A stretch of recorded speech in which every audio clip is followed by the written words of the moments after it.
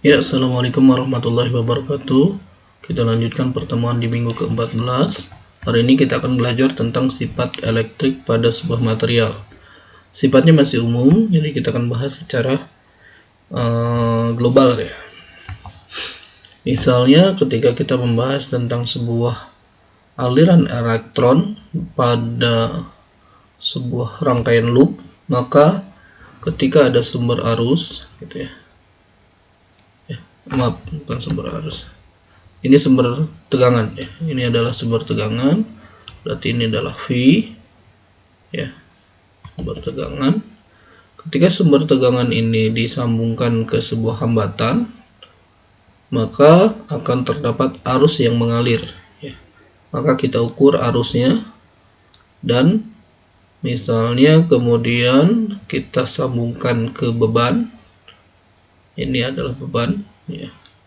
Maka akan ada hubungan antara voltase, arus, dan hambatan ya.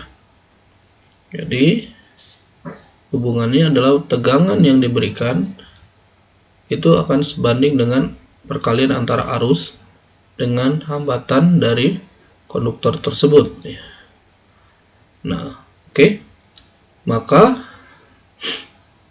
ternyata hambatan ini atau hambatan yang kita sebut sebagai ohm ini dapat digambarkan sebagai resistivitas atau hambatan jenis, di mana ternyata resistivitas itu ya sebanding dengan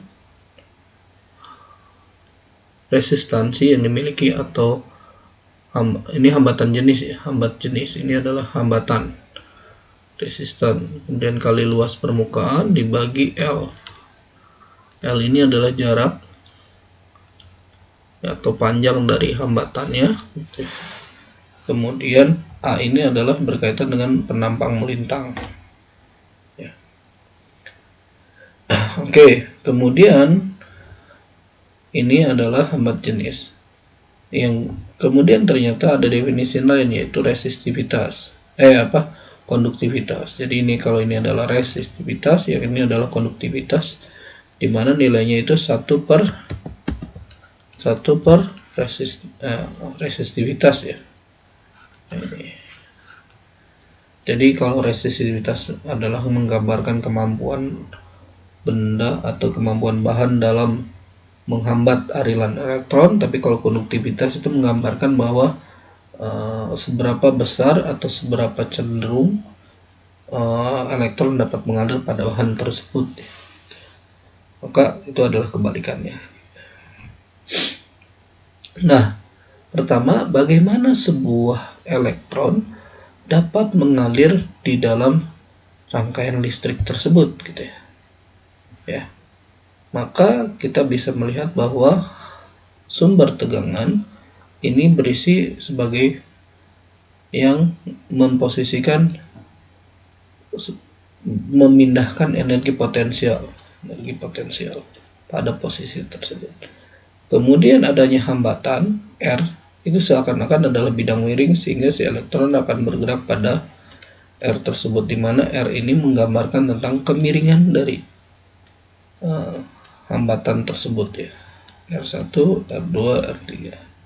Makin kecil hambatannya, maka makin curam kemiringannya. Kemudian dia akan balik lagi ke posisi semula, kemudian terangkat lagi oleh sumber tegangan yang mengubah posisi si elektron sehingga memiliki energi lebih besar. Kemudian karena dia bergerak, seakan-akan ini adalah adanya energi kinetik dari elektron gitu. Itu secara sederhananya gitu ya. Nah, ada yang disebut sebagai teori pita energi. Sebenarnya secara sederhananya gini ya, bahwa ketika kita melihat sebuah sumur potensial ya, ketika kita melihat sumur potensial, di mana sumur potensial ini adalah kurva hubungan antara posisi X dengan potensialnya, di mana si elektron berada di sumur potensial, ya seakan-akan partikel elektron ini tidak bisa bergerak ke kanan atau ke kiri karena adanya daerah potensial tak berhingga nilainya. Di sini juga tak berhingga, sehingga si elektron pada kondisi seperti ini seakan-akan dia akan mengikuti prinsip-prinsip gelombang ya. Jadi dia akan memiliki tingkatan-tingkatan energi. Nah, tingkatan-tingkatan energi ini dimiliki oleh elektron pada kulit-kulit elektron pada atom gitu ya. Anggaplah seperti itu. Jadi pada atom itu dia terdiri dari tingkatan-tingkatan energi yang digambarkan sebagai sumur potensial. Nah, bagaimana kalau misalnya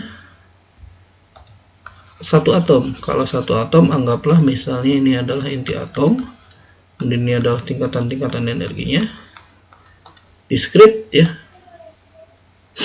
Kemudian kalau ada dua atom, maka akan ada tingkatan energi yang berdekatan, ya, tingkatan energi yang berdekatan, itu ya. Kemudian kalau tiga atom gimana? Jadi nanti tingkatan energinya akan saling berdekatan, bertumpuk, gitu ya. 4, 5, 6, 7 dan seterusnya, maka akan terjadi penumpukan pada satu daerah tingkatan energi.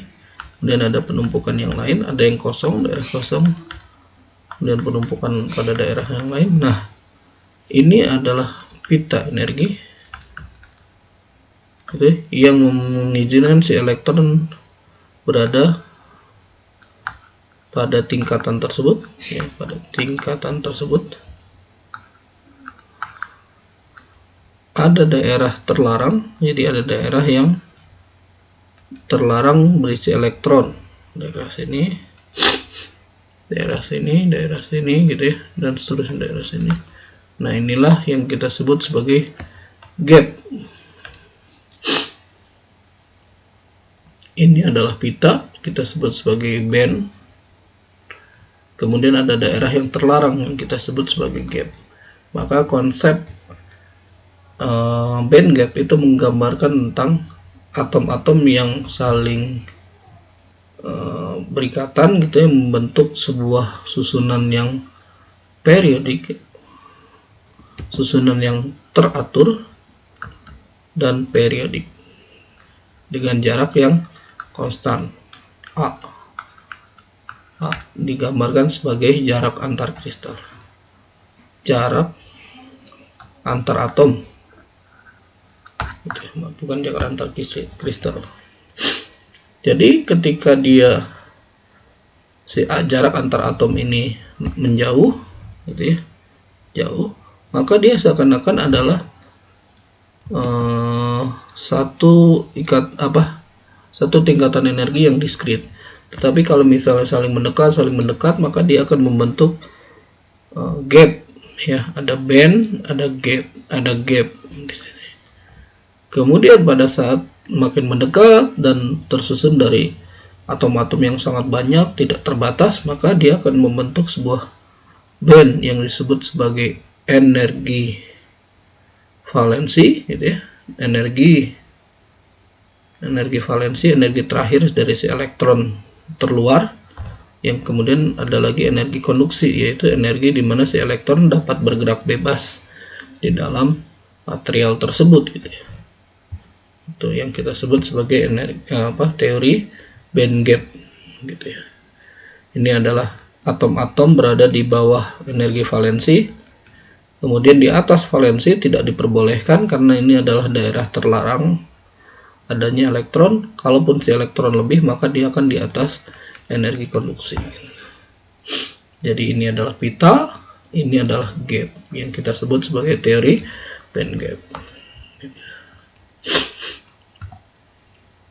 Nah, hasil teori pemahaman kita terhadap teori band gap ini akan menghasilkan beberapa kondisi. Pertama adalah jika misalnya si elektron,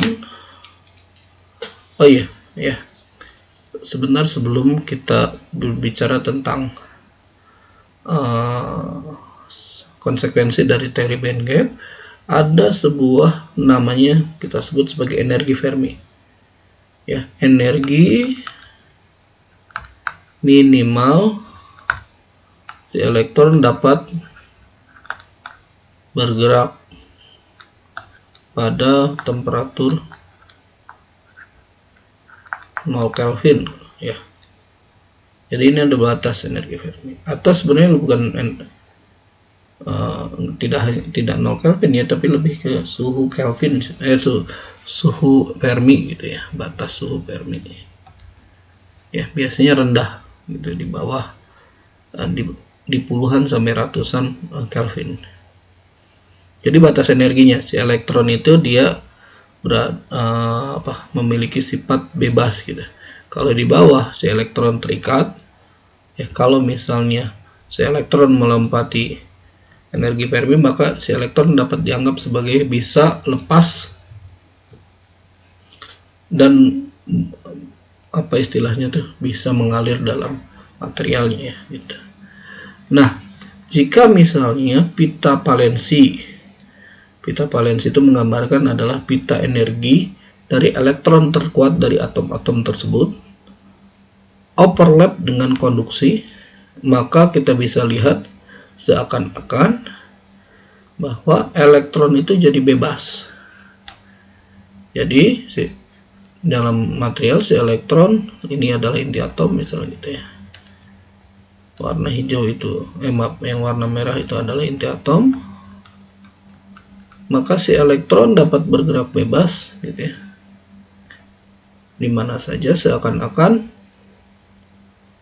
ini adalah lautan yang berisi elektron. Jadi elektron dari elektron itu, yang dari misalnya yang sebelah kanan bisa pindah ke sebelah kiri, bisa pindah ke pojok, bisa pindah ke atas dengan gerak acak ya. Tetapi gerak acaknya tersebut akan saling mendiadakan. Jadi ada yang ke kanan, ada yang ke kiri, ada yang ke atas, ke bawah, sehingga pada akhirnya tidak ada, seakan-akan tidak ada elektron yang mengalir di dalam logam tersebut gitu ya. Konsekuensinya adalah ini seakan-akan si elektron seakan-akan jadi gas ideal atau gas elektron gitu ya. Karena dia bergerak bebas gitu. Dan karena bergerak bebas, pada saat dia diberi beda potensial, ini positif, ini negatif, maka akan ada arus yang mengalir si elektron, tidak lagi geraknya acak tapi ke satu arah tertentu, sehingga nanti dia mudah menghantarkan listrik ya. Kemampuan dia menghantarkan listriklah kita sebut sebagai konduktivitas ya. Kalau kemampuan dia menghambat aliran elektron, maka kita sebut sebagai resistivitas gitu, dan seterusnya ya. Nah, jika valensi dengan konduksi itu saling overlap dan pita konduksi itu atau elektron itu berada di atas, jadi ada sebagian elektron yang berada di atas energi Fermi, maka kita sebut sebagai metal ya, logam. Kemudian juga kalau misalnya ini adalah energi valensi, di mana energi valensinya lebih besar daripada energi Fermi, maka si elektron ini dengan mudah pindah ke daerah yang lain ya, ke atom-atom yang lain, sehingga dia akan bersifat seperti gas elektron atau gas pada lautan elektron pada logam tersebut gitu ya. Oke, nah jika elektron pada valensi yang seluruhnya berada di valensi terakhir gitu ya, nilai energi valensinya itu di bawah energi Fermi, tetapi masih cukup dekat dengan pita konduksi, jadi celahnya itu, gapnya itu kecil, jadi delta energi gapnya itu kecil gitu ya. Maka kita sebut dia sebagai material yang memiliki karakteristik semi konduktor gitu ya. Jadi pita valensinya itu tidak di atas Fermi, sehingga si elektronnya itu masih terikat pada atom-atomnya. Jadi si atom-atom ini dia mengikat kuat si elektronnya. Jadi si elektron berikatan di sini aja, atau dengan ikatan yang lainnya gitu, sehingga seakan-akan dia tidak bergerak bebas, tapi bisa transfer antara dari satu atom ke atom yang lain, cuma nggak terlalu bebas gitu ya, sehingga resistivitasnya tinggi atau konduktivitasnya rendah gitu. Kalau untuk metal resistansinya rendah, konduktivitasnya tinggi. Oke. Nah, sedangkan insulator itu adalah kondisi di mana energi Fermi-nya jauh di bawah energi valensinya itu jauh di bawah energi Fermi, dan lebih jauh lagi dibandingkan ke pita konduksi, sehingga kesempatan si elektron berpindah dan bergerak pada material tersebut itu akan makin kecil, sehingga insulator itu hampir disebut resistansinya itu mendekati tak berhingga, atau konduktivitasnya itu mendekati 0 gitu. Itulah insulator gitu. Walaupun sebenarnya pada potensial yang cukup tinggi ya, si elektron bisa berpindah ke atas, cuma ya arusnya tetap rendah gitu ya.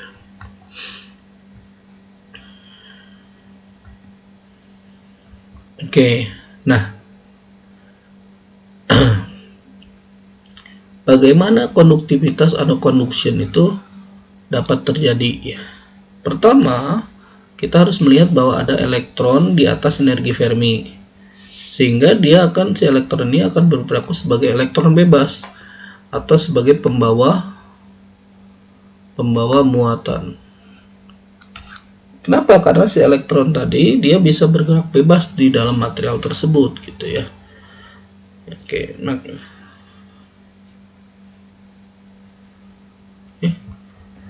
nah,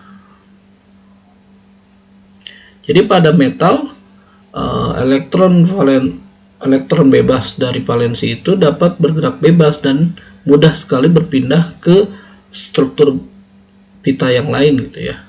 Sedangkan pada insulator dan semikonduktor, karena ada band gap, maka si elektron tidak mudah tereksitasi atau butuh energi yang lebih besar gitu. Gitu ya. Oke.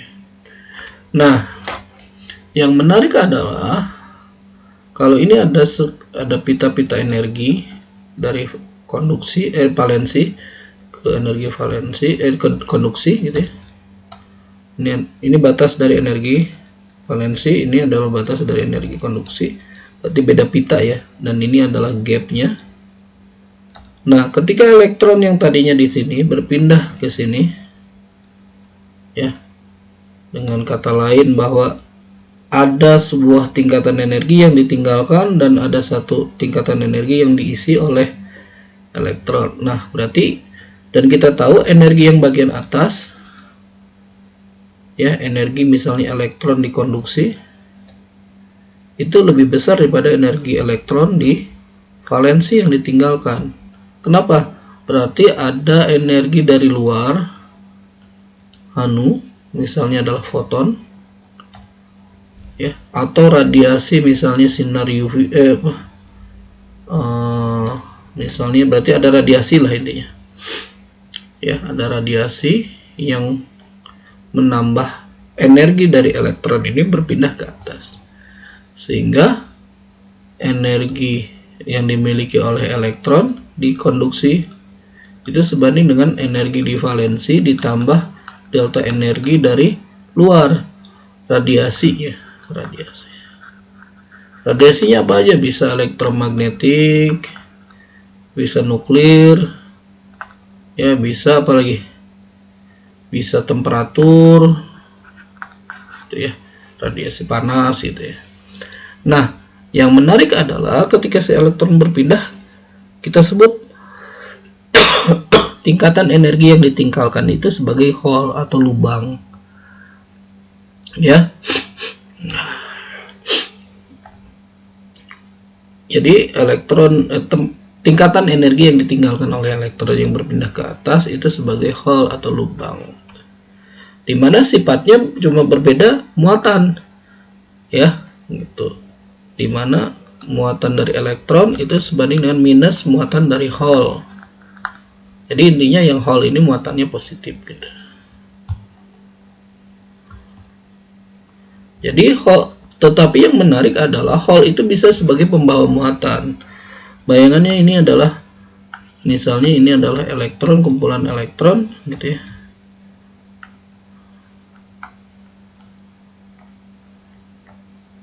Nah, sekarang misalnya ini adalah hole. Ini adalah elektron. Ini adalah elektron.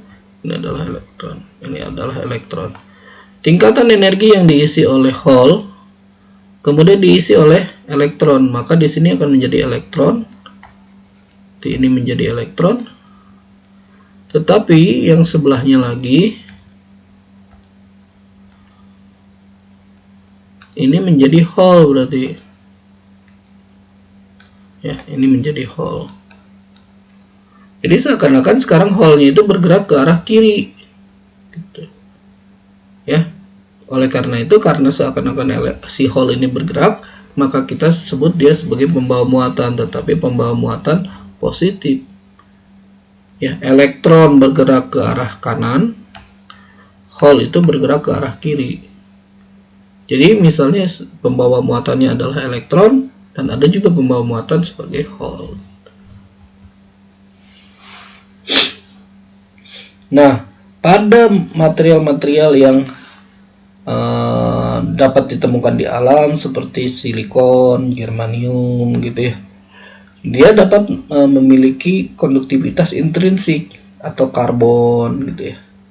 Apa yang dimaksud dengan kapasitas konduktivitas intrinsik adalah konduktivitas yang dimiliki karena bahan alami tersebut, walaupun murni ya gitu ya, dimana konduktivitasnya itu sebanding dengan jumlah pembawa muatan.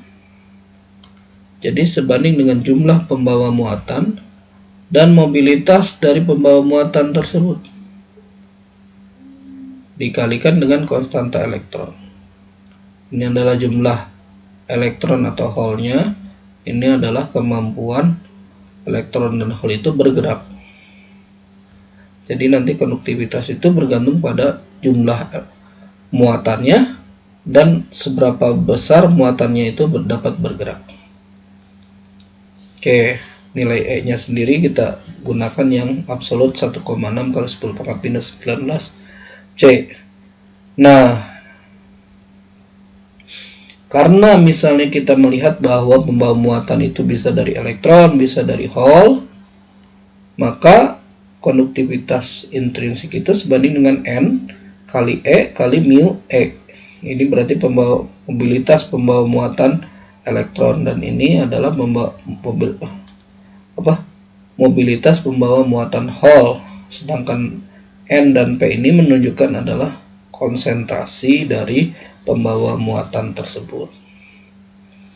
Ya. Oleh sebab itu, kita bisa buat persamaan yang lebih umumnya, di mana sigma itu atau konduktivitas itu sebanding dengan Ni kali E kali mu E tambah mu H.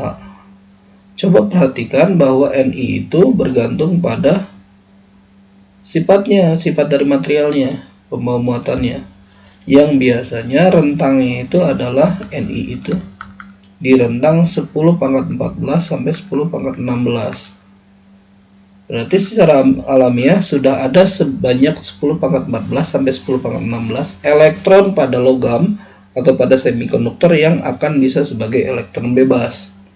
Tetapi ini jika dibandingkan dengan jumlah atom 1 mol itu adalah 10 pangkat 23. Jadi intinya adalah masih 1/10 jutanya. Jadi dari 10 pangkat 7 sampai 10 pangkat 9 atom, hanya satu yang si elektronnya itu bebas sebagai elektron bebas. Jadi dari 10 pangkat 7 sampai 10 pangkat 9 atom itu hanya satu elektron yang dia bisa bergerak bebas. Jadi intinya adalah konduktivitasnya itu sangat kecil kalau dibandingkan dengan jumlah satuan Avogadro-nya, molnya gitu ya. Nah, orang mulai berpikir dengan mengganti yang tadinya dia pembawa muatan intrinsik dengan menyisipkan atom-atom dengan jumlah tertentu. Jadi anggaplah misalnya yang tadinya materialnya adalah valensi 4, misalnya seperti karbon, kita ganti dengan valensi 3 atau 5, dimana misalnya adalah boron, ini 3 valensinya ya. Kalau karbon 4, boron itu 3, fosfor itu 5 valensinya.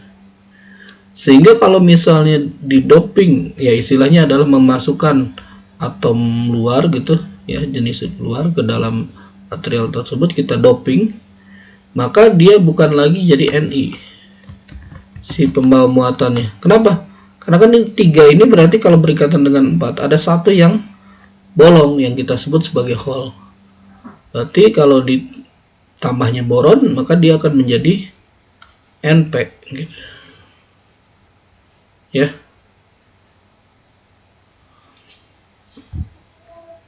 Itu yang kalau misalnya atomnya adalah boron. Kalau N apa ini? Ini H berarti hole ya. Ini elektron. Kalau misalnya ini adalah kalau kita kasih atom fosfor. Gitu. Jadi misal kalau atom fosfor kan dia 5 ya. Valensinya, sedangkan silikon 4. Jadi ada satu elektron yang tidak berikatan, di mana kesempatan dia untuk menjadi elektron bebas makin tinggi.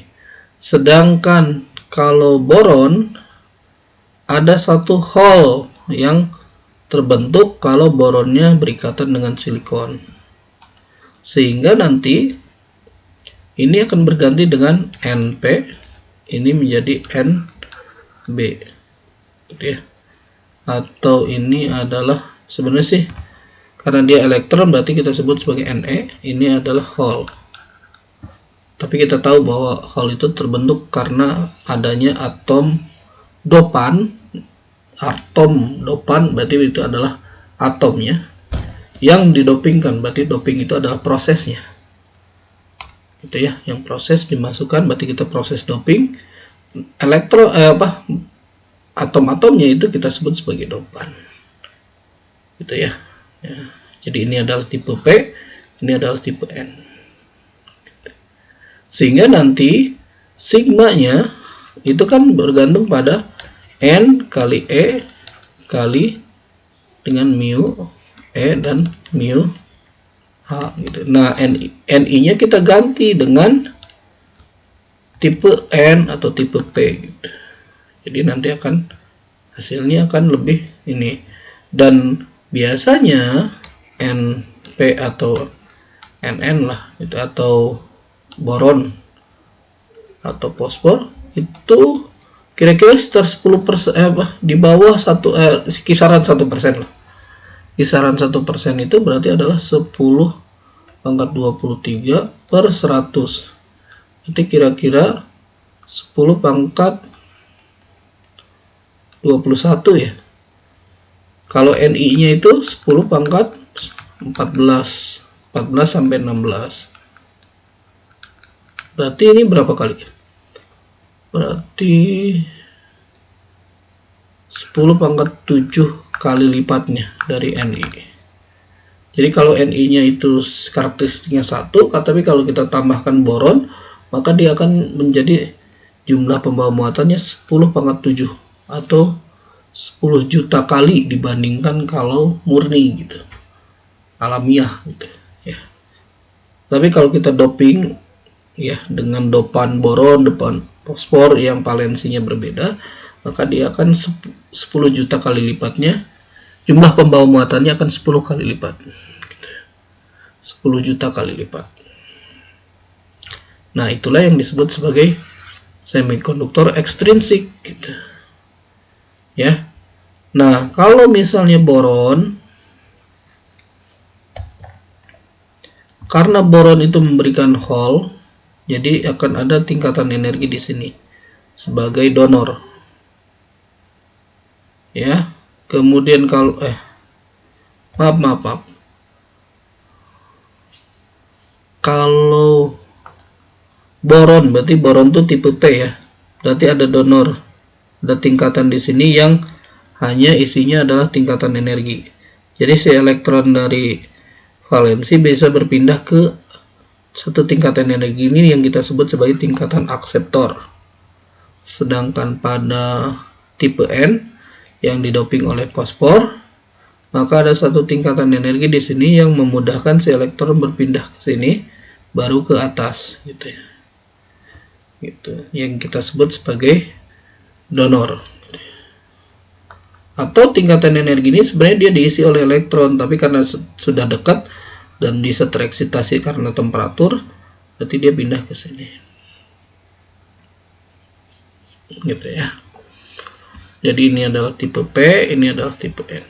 Ini tipe P untuk akseptor, tipe N itu untuk donor. Berarti kalau donor itu artinya si elektronnya berlebih, kalau akseptor itu si elektronnya kurang atau dia adalah hole gitu. Itu cara mudah pahamnya. Jadi kalau tipe N, Ni-nya kita ganti dengan N.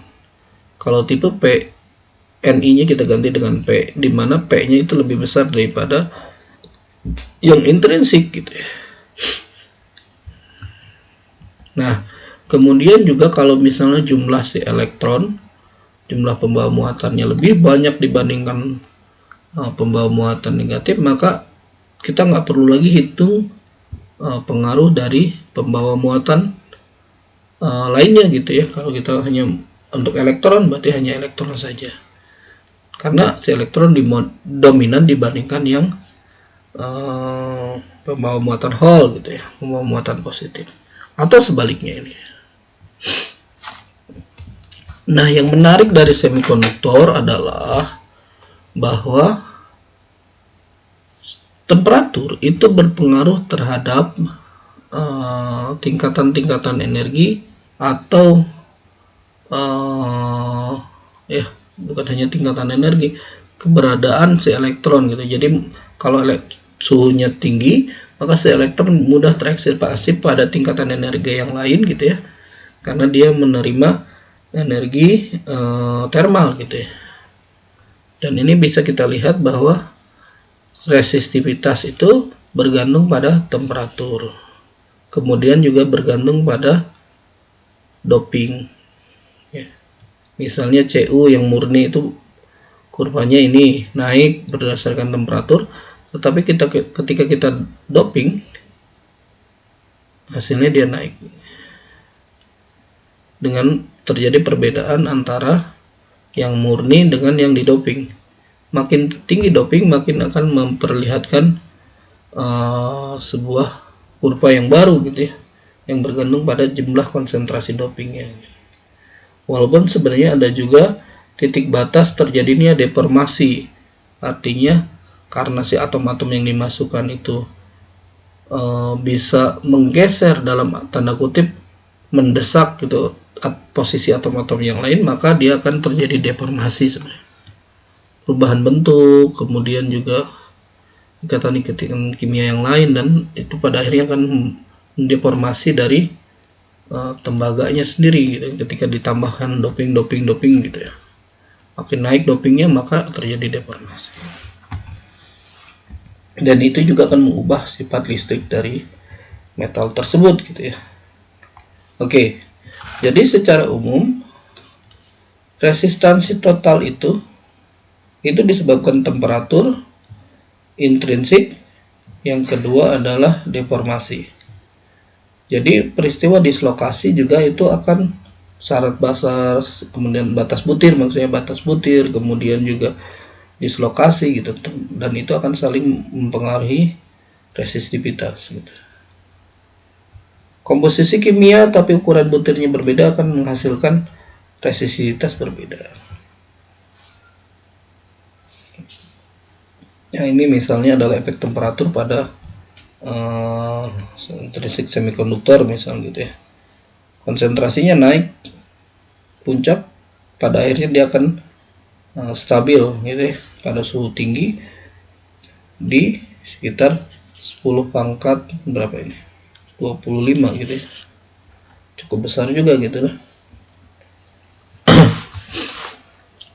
Nah, pada sifat ekstrinsik ada beberapa daerah di mana pertama pada suhu rendah, ya, pada suhu yang sangat rendah akan terjadi freeze out, di mana si elektron diam. Ini sebenarnya prinsip dasar dari fisika statistik, ya. Ini menyatakan bahwa elektron akan menuju diam kalau suhunya buat rendah gitu. Kemudian pada suhu hangat atau bisa disebut sebagai suhu ruang lah, maka dia akan memiliki sifat ekstrinsik. Tetapi ketika sifat ekstrinsik itu atau semikonduktor itu dipanaskan pada suhu tinggi, ternyata sifat atau material yang didoping dengan yang tanpa didoping memiliki kesamaan, disebut sebagai intrinsic region. Jadi antara doping dan tidak didoping pada suhu yang sangat tinggi 600 sampai 800 Kelvin itu akan terjadi perubahan sifat atau karakter dari material tersebut. Makanya kita bisa menyebut bahwa semikonduktor itu adalah sebuah material yang memiliki sifat listrik atau material yang memiliki sifat listrik yang dapat berubah bergantung pada temperatur. Jadi itulah semikonduktor. Jadi sifat listriknya dipengaruhi oleh temperatur. Itu ya. Oke. Ini beberapa metal. Ini konduktivitasnya, ini resistivitasnya gitu. Ini cukup menarik. Kemudian ini adalah semikonduktor. Silikon dan germanium itu intrinsik. Gallium phosphide, gallium arsenide, indium antimony itu Sb itu adalah antimony, CdS, ZnTe itu memiliki band gap yang berbeda-beda. Silikon itu sekitar 1,11, germanium 0,67 dan seterusnya. Tetapi pada band gap yang besar seperti gallium phosphide, CdS, ZnTe gitu ya, dia tidak memiliki konduktivitas. Kenapa? Karena energi band gapnya cukup terlalu besar untuk si elektron dapat mengalir pada pita konduksi gitu. Tetapi ada beberapa sifat dari mobilitas elektron, mobilitas hole-nya gitu ya. CdS dia bahkan tidak memiliki mobilitas hole-nya, jadi dia murni sifat listriknya itu dipengaruhi oleh mu n atau dari sifat elektronnya gitu. Oke. Kemudian ada sifat dielektrik yang biasanya di mana material tersebut dia memiliki sifat yang mampu membentuk muatan positif dan muatan negatif yang saling terpisah gitu. Jadi materialnya itu anggaplah seperti kapsul di mana ada muatan negatif dan positif dalam satu molekul yang sama atau dalam satu partikel yang sama gitu. Sehingga nanti kita sebut dia sebagai bahan dielektrik. Ya. Nah, banyaknya bahan dielektrik ini digunakan sebagai penyimpan muatan atau disebut sebagai kapasitor. Sekedar gambaran bahwa kapasitor itu akan selalu berkembang. Bahkan sekarang orang mulai berpikir menggunakan kapasitor sebagai penyimpan muatan untuk baterai listrik. Kenapa? Karena sifat pengisian yang cepat dan pengurangan yang cepat. Nah, pertanyaannya adalah apa perbedaan antara kapasitor dengan baterai? Nah, yang perbedaannya adalah kalau kita membuat sebuah kurva, ini adalah arus, ini adalah tegangan, maka kalau kapasitor ya dia cenderung turun gitu ya, cenderung turun.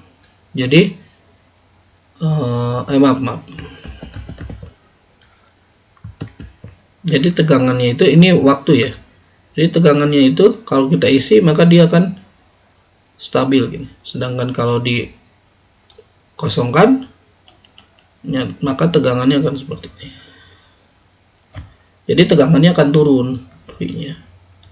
Itu yang membedakan antara kapasitor dengan baterai. Kalau baterai dia stabil aja, paling menurun sedikit gitu ya. Tapi proses pengisian dan pengurangannya itu tidak akan mengubah tegangannya, yaitu ya itulah perbedaan antara kapasitor dengan baterai. Jadi tetap walaupun seperti itu kapasitor digunakan sebagai penyimpan energi. Ya. Dan kemampuan dia menyimpan muatan itu kita sebut sebagai kapasitansi, yang dimana kapasitansi itu sebanding dengan jumlah muatan yang dimasukkan dibagi voltase, dimana kapasitansi itu dipengaruhi oleh epsilon 0 permitivitas vakum kali A per L ya. Jadi kalau misalnya kita ingin membuat kapasitas yang makin besar, maka A-nya bisa diperbesar atau L-nya diperkecil. Jadi jarak antar kepingnya. Jadi jaraknya ini adalah D, L ini adalah A. Maka orang berlomba-lomba untuk membuat lapisan yang sangat tipis, jarak antara kepingnya itu sangat lebar, biasanya dengan cara mengisi materialnya, mengisi celah-celahnya dengan material dielektrik. Jadi misalnya pelat kita kasih material dielektrik, maka ketebalan material dielektrik itulah yang menentukan kapasitansi.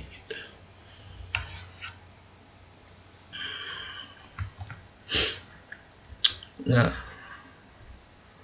jadi ini adalah keping kapasitor. Nah, untuk meningkatkan sifat kapasitansinya maka diisi oleh bahan dielektrik ya, sehingga medannya itu bertambah kuat dengan adanya bahan dielektrik gitu. Ini. Oke. Selain itu juga ada beberapa material, misalnya polarisasi berbasis elektronik, polarisasi berbasis ionik, polarisasi orientasi seperti misal kaca film ya, dan seterusnya ya. Ada juga ferroelektrik, misalnya biasanya untuk material magnetik gitu ya. Material bukan ferromagnetik, ferroelectricity gitu ya. Dimana pada saat dia diberi medan dari luar, maka akan terbentuk elektrik dipol pada material tersebut ya. Dan biasanya itu akan menjadi sifat polarisasi. Jadi seakan-akan, jadi kalau misalnya di dalam pelat kaca itu ada bahan dielektrik, jadi kalau ada medan listrik di antara keduanya, misalnya medan E, maka dia akan berorientasi untuk menutup dan membuka, atau intinya adalah mengabsorb, bisa juga mentransmisikan cahaya dari luar I0 menjadi I ya. Jadi ada yang diabsorb atau yang direfleksikan gitu ya, atau ditransmisikan.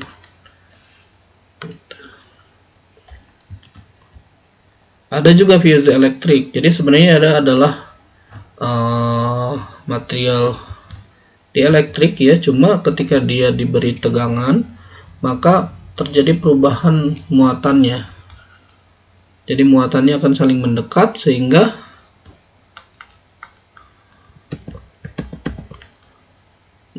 terbentuk medan listrik yang hampir seperti GGL imbas lah ya.